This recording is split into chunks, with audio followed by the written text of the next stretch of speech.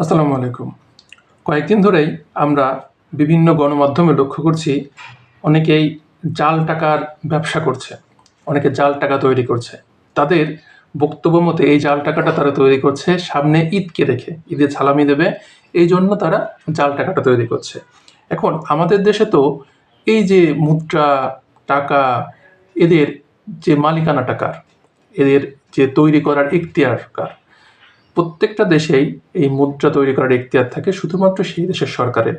সেই দেশের সরকার ব্যতীত অন্য কেউ এই টাকাটা তৈরি করতে পারে না। যদি কেউ সেই দেশের সরকার ব্যতীত বাইরের অন্য কেউ যদি কোনো অর্থ, মুদ্রা, টাকা বা সেই দেশের টাকা তৈরি করে, সেক্ষেত্রে কি শাস্তির বিধান আছে? যদি কোনো বাংলাদেশি কোনো মুদ্রা জাল করে, ধরেন ১,০০০ টাকার মুদ্রা, ৫০০ টাকার মুদ্রা বা যে কোনো মুদ্রা যদি কেউ জাল করে, সেইটা বাজারে ছাড়ার উদ্দেশ্যে কেউ জাল করে, তাহলে সেক্ষেত্রে তার শাস্তির বিধান আছে ৭ বছর পর্যন্ত কারাদণ্ড, এবং এই ৭ বছরের সাথে তাকে অর্থদণ্ড প্রদান করা হবে।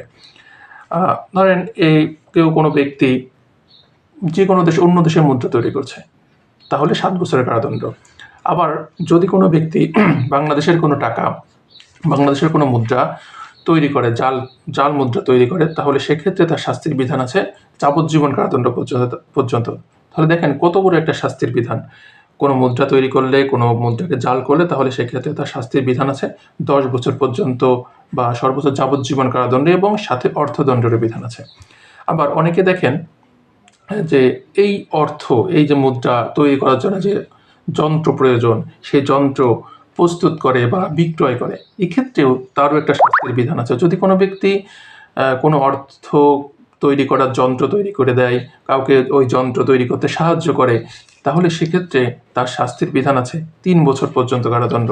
এবং এই অর্থটা যদি এই যন্ত্রটা যদি বাংলাদেশি মুদ্রা তৈরি করার জন্য হয়, কারণ একটা যন্ত্র একজন মানুষ তৈরি করলো শুধুমাত্র বাংলাদেশি অর্থ জাল করার জন্য, সেক্ষেত্রে তার শাস্তির বিধান আছে ৭ বছর পর্যন্ত কারাদণ্ড।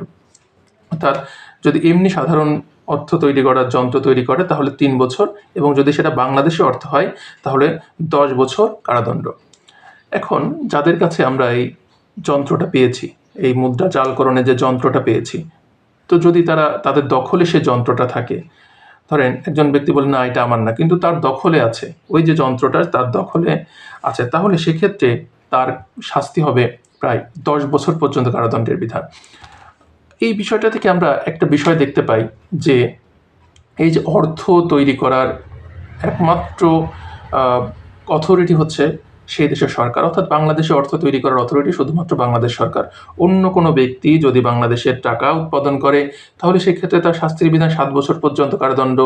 যদি সেই যন্ত্র তৈরি করে, তাহলে তার শাস্তির বিধান 7 বছর পর্যন্ত কারাদণ্ড।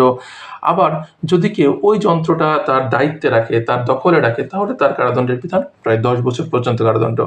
আমাদের যারা এই যে আমরা গণমাধ্যমে দেখছি যে না আমি এই জন্য টাকা তৈরি করেছি, ওই জন্য টাকা তৈরি করেছি, সেই জন্য টাকা তৈরি করেছি, মানুষকে সালামি দেওয়ার জন্য টাকা তৈরি করেছি, আসলে এটা কোনো অজুহাত না। আমাদের অর্থ তৈরি করবে একমাত্র সরকার। সরকার ব্যতীত কেউ অর্থ তৈরি করতে পারবে না। যদি কেউ অর্থ তৈরি করে, তাহলে সে বাংলাদেশি দণ্ডবিধি অনুযায়ী দণ্ডিত হবে, এবং এক্ষেত্রে আমাদের অর্থনীতিটাও অনেক হুমকির মুখে পড়বে। কারণ আমাদের সরকার একটা পরিমাণ টাকা প্রতি বছর বাজারে ছাড়ে, তার একটা নির্দিষ্ট অর্থ আছে, কিন্তু তারা যদি অধিক পরিমাণে অর্থ আমাদের বাজারে চলে আসে, এই জাল অর্থের মাধ্যমে অধিক পরিমাণ অর্থ যদি আমাদের বাজারে চলে আসে, তাহলে আমাদের দেশে মুদ্রাস্ফীতির কবলে পড়তে পারে। তো আমাদের আশেপাশে যদি কোনো ব্যক্তি এইভাবে টাকা উৎপাদন করে থাকে, এই জাল টাকার নোট তৈরি করে থাকে, তাদেরকে সচেতন হয়ে যাওয়া উচিত, এবং যদি আমরা জেনে থাকি তাহলে অবশ্যই আইনের আশ্রয় নেওয়া উচিত, আমাদের পুলিশকে জানানো উচিত। তাহলে আমাদের দেশ থেকে এই যে গুরুতর অপরাধটা অনেকটাই নির্মূল করা সম্ভব। ধন্যবাদ। দ্য ল স্টুডিওর সাথে থাকবেন। আসসালামু আলাইকুম।